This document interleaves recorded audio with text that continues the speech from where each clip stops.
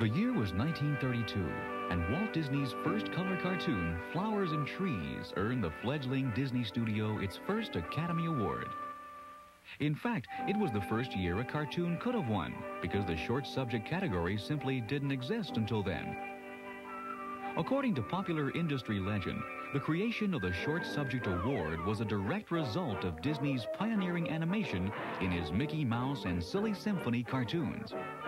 And since the familiar Oscar statuette wasn't presented to cartoon winners until the early 1940s, Walt's first Academy recognition came in the form of a certificate.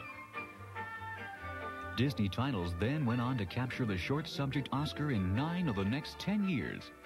Disney's early Academy Award winners drew on popular fables and familiar storylines. And by the late 1930s, Disney favorites like Pluto and Donald Duck were starring in their own Oscar-winning shorts. In 1933, Disney's favorite leading mouse was up against tough competition. Mickey and Minnie's rendition of the song Box Lunch helped Building a Building corner an Oscar nomination. Bologna, and macaroni, and a huckleberry pie. Sorry.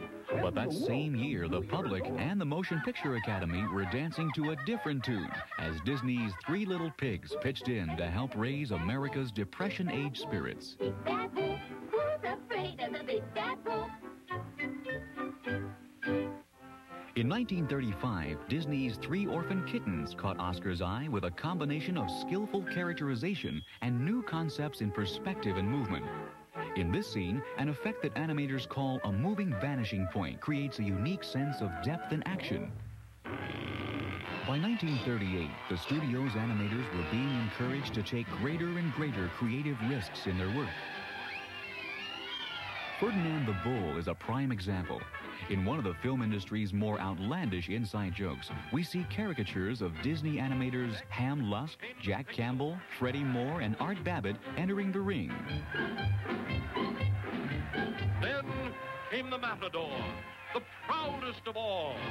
Recognize that Matador? It's Walt Disney himself. And Disney innovations weren't limited to the studio's early years. In Disney's 1960 Oscar nominee, Goliath 2, we see the first use of the studio's revolutionary Xerox process for producing animation cells. This new technique, which soon came into widespread use, allowed cartoon makers to bypass the laborious hand inking of individual cells.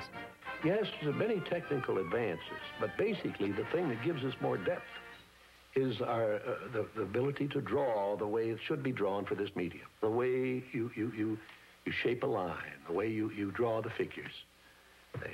That contributes an awful lot to the depth and to the overall effect that you see today with the cartoon. His ability to blend story and character with technical breakthroughs spelled unrivaled success for Walt Disney. He would go on to win more Academy Awards than any other individual filmmaker.